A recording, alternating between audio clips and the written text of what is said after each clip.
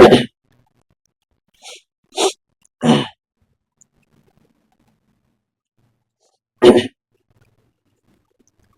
दोस्तों, जय श्री श्याम, राधे राधे।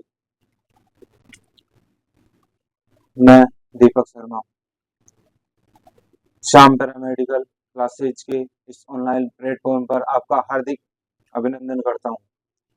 और जिन्होंने अभी तक इस चैनल को सब्सक्राइब नहीं किया तो फटाक से सब्सक्राइब कर दो, लाइक करो, शेयर करो एंड कमेंट करो, जिससे जो भी नई वीडियो अपलोड होगी तो आपके पास फटाक से पहुंच जाए, नोटिफिकेशन आपके पास आ जाए। ठीक है दोस्तों, इसके बाद अपन वही चलते हैं अपने नेक्स्ट टॉपिक पे। अपन पढ़ रहे थे रेडियोग्राफी। रेडियोग्राफी के अंदर अपन ने फर्स्ट पढ़ा इंट्रोडक्शन ऑफ रेडियोग्राफी। उसके बाद अपन ने पढ़ा bones.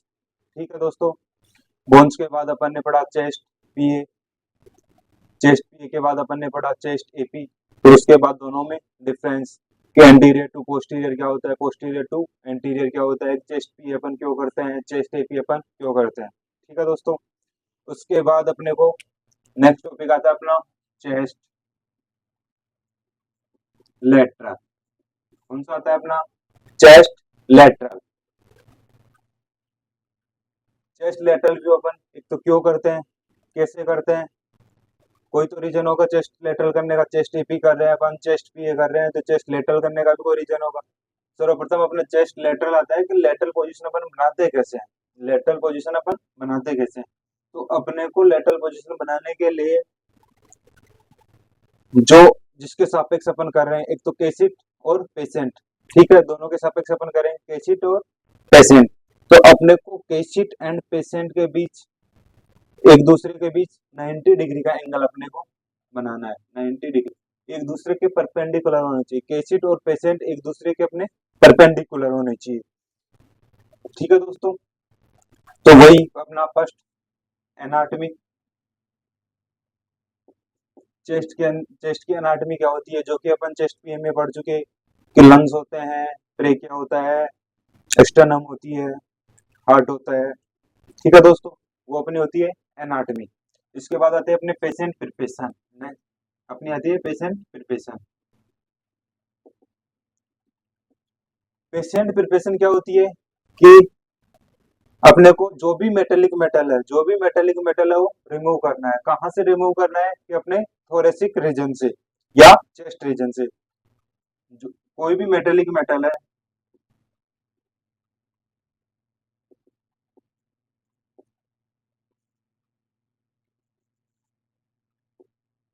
From the chest region. Metallic metal को अपने को रिमूव करना है, कहाँ से करना है, चेस्ट रीजन से या थोरेसिक रीजन से।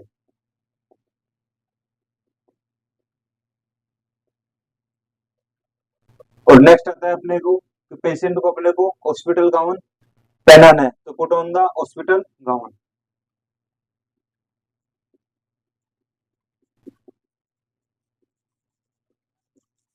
Put on the hospital gown.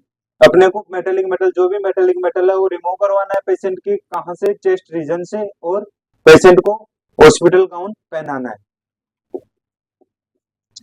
Third आता है अपना इंडिकेशन। इंडिकेशन क्या होता है कि अपन कोई भी एक्सरे कर रहे हैं, जैसे कि चेस्ट लेटरल कर रहे हैं, तो क्यों कर रहे हैं, क्या रीजन है, कोई तो रीजन होगा। चेस्ट लेटरल अपन क्यों कर रहे हैं, क्या क्या रीजन है अपने को। तो इंडिकेशन फर्स्ट फर्स्ट होता है अपने को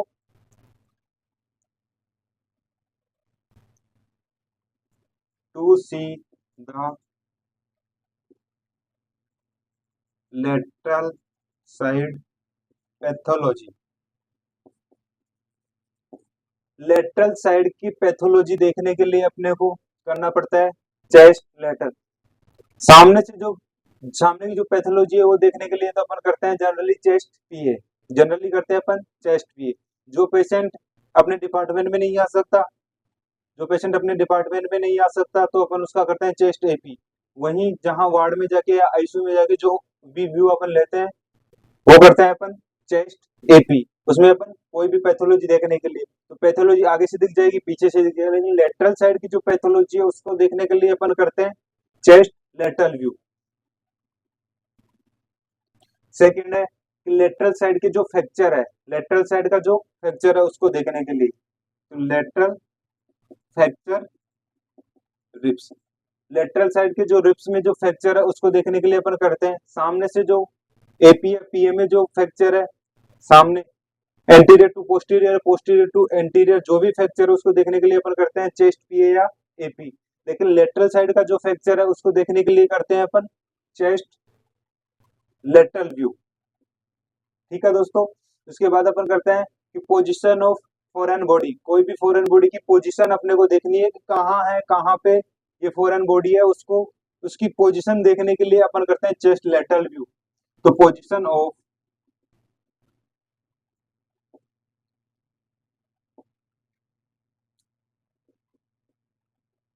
फॉरेन बॉडी, फॉरेन बॉडी कोई भी फॉरेन पार्टिकल है उसकी पोजीशन को देखने के लिए अपन करते हैं चेस्ट लेटरल व्यू। ठीक है दोस्तों, नेक्स्ट है अपना फेस मेकर। फेस मेकर को देखने के लिए भी अपन करते हैं चेस्ट लेटरल व्यू। अगर किसी का हार्ट में ब्लॉकेज है तो उसके फेस मेकर डला हुआ है तो उसकी पोजीशन को देखने के लिए अपन करते हैं चेस्ट लेटरल व्यू। नेक्स्ट है अपना लेटरल साइड का चेस्ट इन्फेक्शन।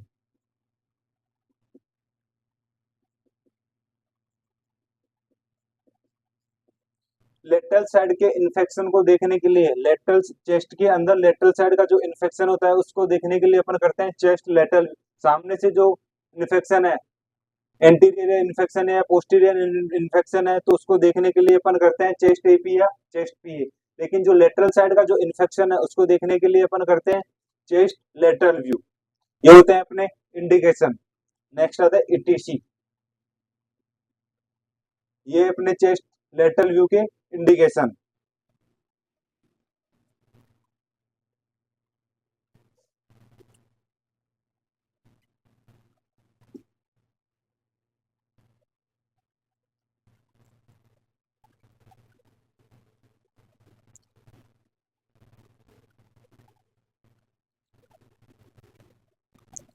इसके बाद नेक्स्ट अपना टॉपिक आता है, नेक्स्ट पॉइंट आता है अपना पेशेंट पोजीशन।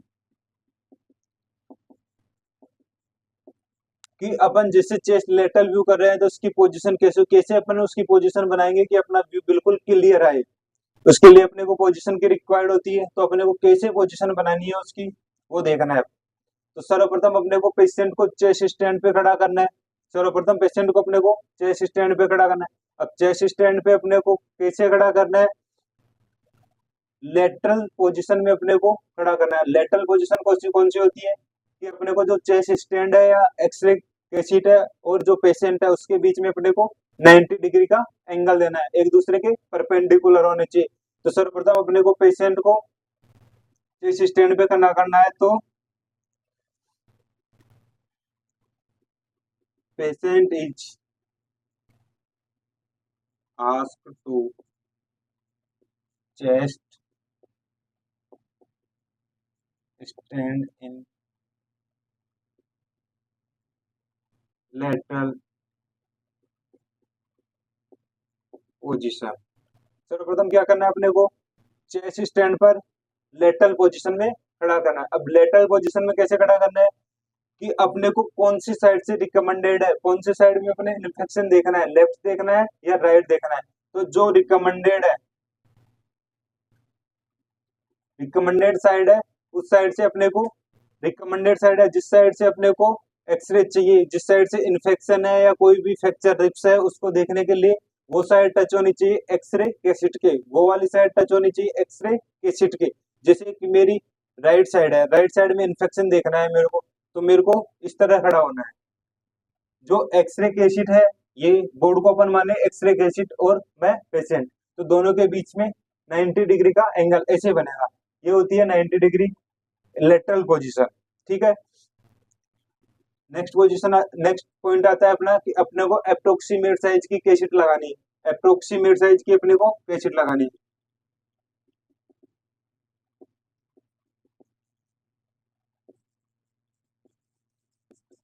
अप्रोक्सीमेट साइज की अपने को कैसेट लगानी है, वो भी कहाँ लगानी है, चेस्ट स्टैंड के अंदर।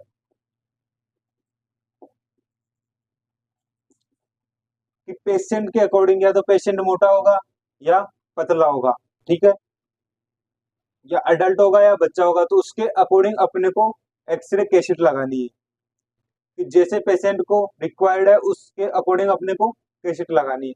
नेक्स्ट पॉइंट आता है अपना MSP, mid sagittal plane. Cassette का मिड और पेशेंट का मिड बिल्कुल सेम प्लेन में होना चाहिए।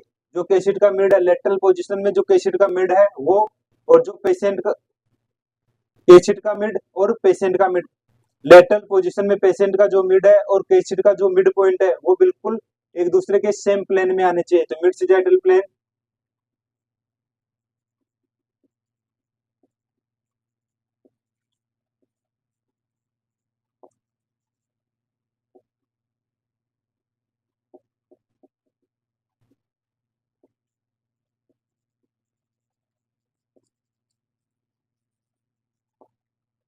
कैसेट का मिड और पेशेंट का मिड बिल्कुल सेम प्लेन में होना चाहिए।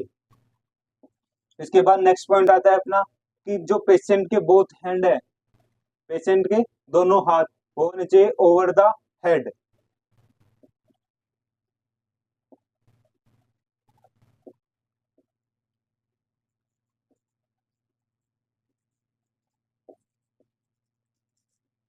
दोनों हाथ होने चाहिए ऐसे ओवर द हेड, ऐसे ऊपर होने चाहिए दोनों हाथ over the head.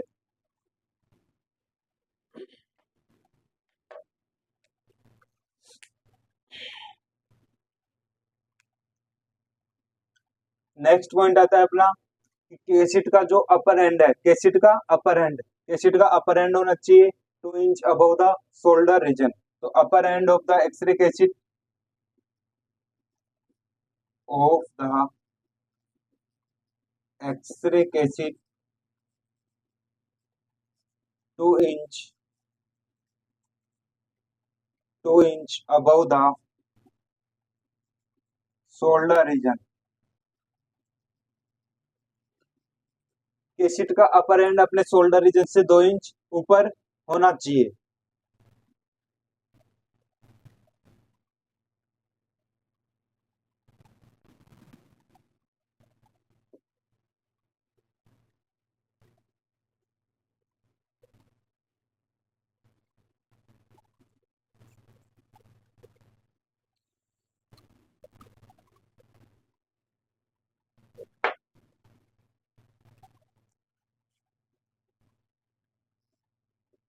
Next point आता है कि अपने बोथ पाम बोथ पाम होने चाहिए अपने को एक दूसरे के grasped. Both palm should be grasped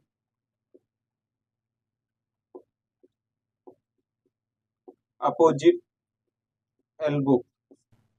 both palm अपने जो होने चाहिए ग्रेप सोड कैसे होते हैं कि अपने जो दोनों हाथ हैं वो एक दूसरे के एल्बो से कनेक्ट होने चाहिए, एक दूसरे के इंटरलॉक होने चाहिए। ये दोनों ओपन ओवर द हेड रहेंगे तो एक दूसरे के ऐसे कनेक्टेड होने चाहिए, एक दूसरे के इंटरलॉक होने चाहिए। नेक्स्ट आता है अपना कि जो नी है अपने, जो भी पेशेंट की नी है वो नॉट बी बेंड। नी बिल्कुल स्ट्रेट होनी चाहिए, बिल्कुल भी घूमी हुई नहीं होनी चाहिए, नी बिल्कुल स्ट्रेट।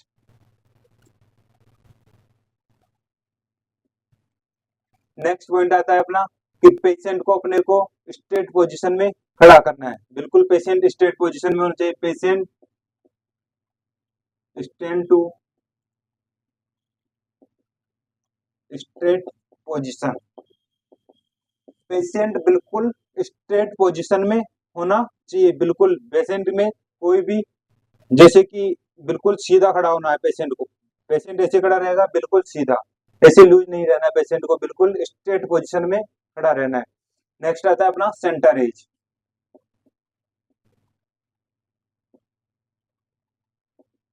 सेंटर एज कैसे देते हैं अपन, पेशेंट को अपन सेंटर एज देते हैं परपेंडिकुलर थ्रू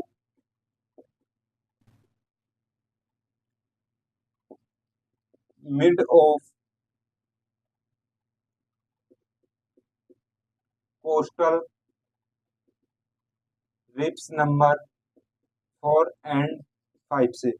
कहाँ से देते हैं अपन सेंटर एज, कि जो अपनी कोस्टल रिप्स है, कोस्टल रिप्स किसको बोलते हैं, जो ट्रू रिप्स है 1 से 7 पैर तक जो होती है वो ट्रू रिप्स होती है, और उन्हीं को अपन बोलते हैं कोस्टल रिप्स। तो कोस्टल रिप्स 4 एंड 5 जो है वहां से अपन अपने को सेंटर एज देनी है, सेंटर एज एक दूसरे के परपेंडिकुलर देनी है, कि एक दूसरे के परपेंडिकुलर हो, वहां से अपने को सेंटर एज देनी है। नेक्स्ट पॉइंट आता है अपना कि जैसे ही अपन एक्सपोज कर रहे हैं तो अपने को कोई, जैसे ही अपन एक्सपोज कर रहे हैं तो अपने को एक गहरी सांस लेना है, डीप इंस्पायरेशन करना है, गहरी सांस लेना है और सांस को होल्डिंग पोजीशन में रखना है, ब्रीथ होल्डिंग पोजीशन में। एक डीपली इंस्पायरेशन कंडीशन में अपने को ब्रीथ होल्डिंग पोजीशन में अपने को एक्सपोज करना है। तो deep inspiration, breath holding position, breath holding position में अपने को एक्सपोज करना है और एक लंबी गहरी सांस लेके वहीं रोकना है और उसके बाद अपने को एक्सपोज करना है। और जैसे ही अपन एक्सपोज कर रहे हैं, जैसे ही अपन एक्सपोज कर रहे हैं उस टाइम कोई भी मूवमेंट नहीं होना चाहिए।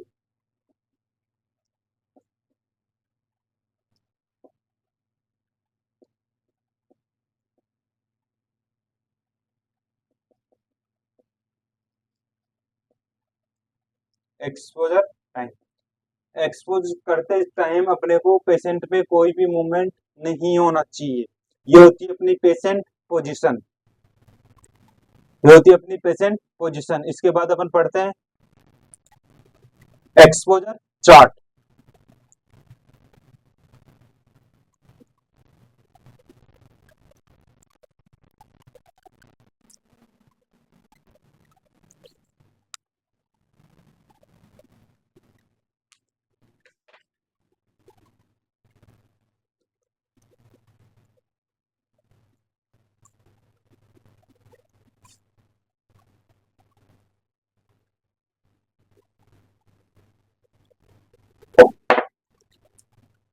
नेक्स्ट आता है अपना एक्सपोजर चार्ट।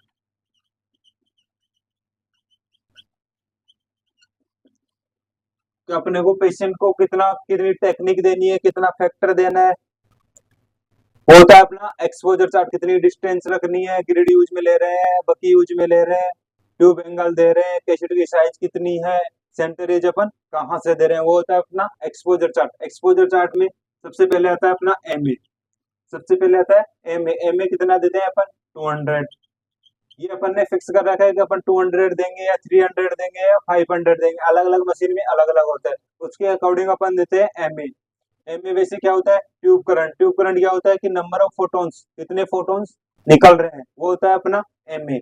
इसके बाद आता है अपना एमएस। एमएस अपन देते हैं 25 से 30। एमएस किस पे डिपेंड करता है, क्वांटिटी। क्या होता है, क्वांटिटी,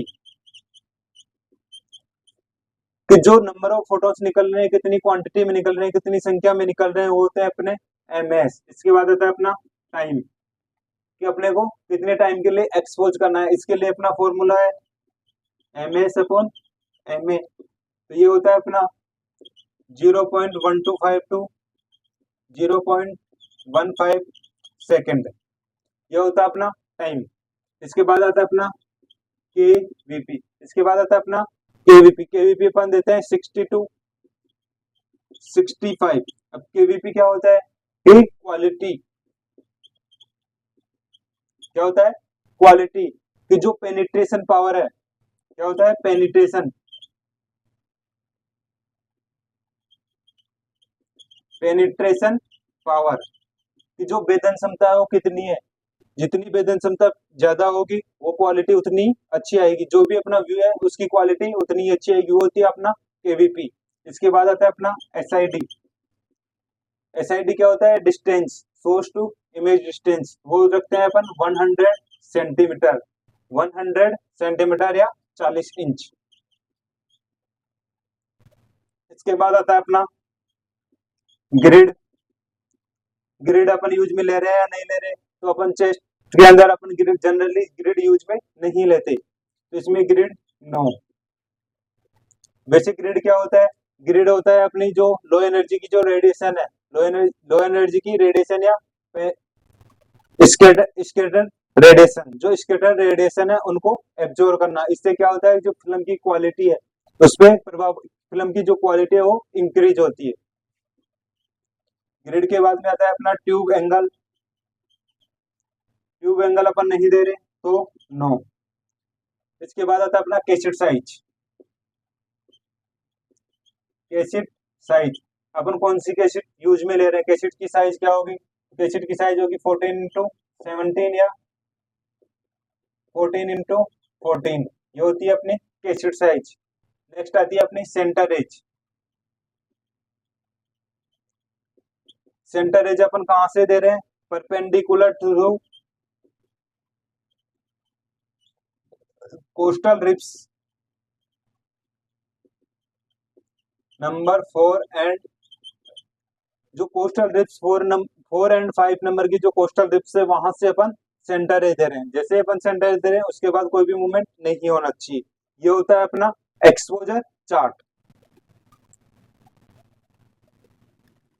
इसके बाद आता है अपना रेडियोग्राफिक अपीयरेंस।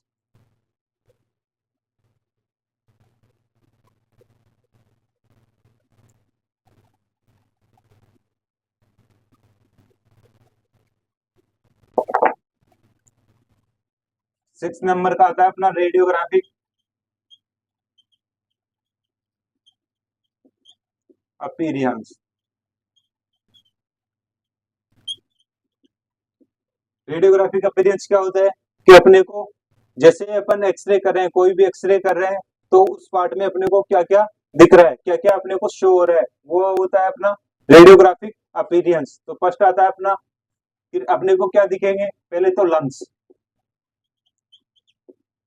क्या दिखेंगे, लंग्स, वो भी अगर इफेक्टेड हुए तो इफेक्टेड लंग्स, वरना नॉर्मल लंग्स हुए तो नॉर्मल लंग्स। नेक्स्ट है अपना कार्डियक शेडो। कार्डियक शेडो अपने को विजुअलाइज होगा।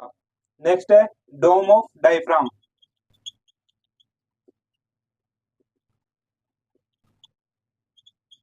अब डोम ऑफ डायफ्राम क्या होता है कि डोम ऑफ डायफ्राम होता है अपने राइट साइड से, जो डायफ्राम थोड़ा ऊपर उठा हुआ होता है, डायफ्राम राइट साइड से थोड़ा ऊपर उठा हुआ होता है, वो होता है अपना डोम ऑफ डायफ्राम। तो अपने को विजुअलाइज होगा डायफ्राम। नेक्स्ट है अपना जो सीपी एंगल है, both CP angle, cardiopulmonary angle, CP angle अपने को दिखेंगे। नेक्स्ट है अपना स्टर्नम। अपने को लेटरल, जो चेस्ट लेटरल होता है उसके अंदर स्टर्नम बिल्कुल दिखता है। एपी एंड पीए में अपने को स्टर्नम नहीं दिखता। क्यों नहीं दिखता, क्योंकि वहां जो ट्रेकिया है उसको ओवरलैप कर जाता है। लेकिन जो चेस्ट लेटरल व्यू है उसके लिए, उसमें अपने को स्टर्नम कंप्लीट दिखता है, बिल्कुल क्लियर स्टर्नम दिखता है। इसके लिए स्टर्नम के लिए अपन अलग से व्यू करते हैं, लेटरल और ओब्लिक। लेटरल व्यू और ओब्लिक, लेटरल वही होता है जिससे अपन चेस्ट लेटरल कर रहे हैं, उसके सेम वही स्टर्नम का भी लेटरल वही होता है, उसमें अपने को विजुअलाइज हो जाता है, स्टर्नम जो है वो बिल्कुल विजुअलाइज होता है। और जो चेस्ट, जो ओब्लिक व्यू करते हैं अपन स्टर्नम का, उसको अपन बोलते हैं स्विमर्स व्यू। जो अपन पेशेंट और केशिट के बीच में जो 45 डिग्री का एंगल रखते हैं, ओब्लिक का मतलब होता है 45 डिग्री का एंगल। पेशेंट और जो एक्सरे की शीट होती है उसके बीच में अपन एंगल रखते हैं 45 डिग्री का। नेक्स्ट आती है अपनी रिप्स। अपने को दिखेगी रिप्स,